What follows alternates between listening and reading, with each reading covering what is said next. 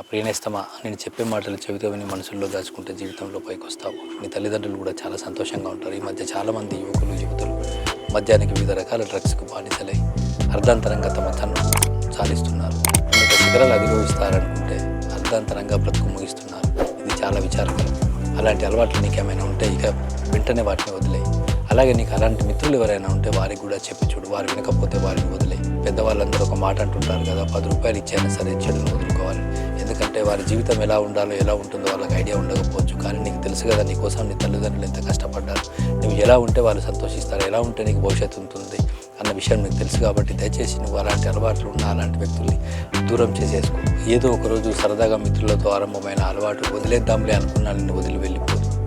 నీ జీవితంలో చాలా సమయాన్ని తినేసే అలవాటు ఏదైనా ఉందంటే అది మద్యం. దయచేసి అలాంటి అలవాట్లకు దూరంగా ఉంటే నువ్వు చేరుకోవాల్సిన గమ్యం కంటే ఇంకా అత్యున్నత శిఖరాలు అధిరోహించేంత సత్తా నీలో ఉంటుందన్నది గుర్తుంచుకో. మద్యం అలవాటుతో చదువు నాశనం అవుతుంది, జీవితం నాశనం అవుతుంది, కుటుంబం నాశనం అవుతుంది, ఆస్తులు పోతాయి, చేయాలనుకున్న పని వాయిదా పడుతుంది, మన మీద మనకే నియంత్రణ ఉండదు. దయచేసి నీవు అలా ఉండాలనుకుంటున్నావా? నీ గొప్పతనం ఏంటో నీకు తెలుసు కదా, నీ కన్నవారు పెట్టుకున్న ఆశలు నీకు తెలుసు కదా.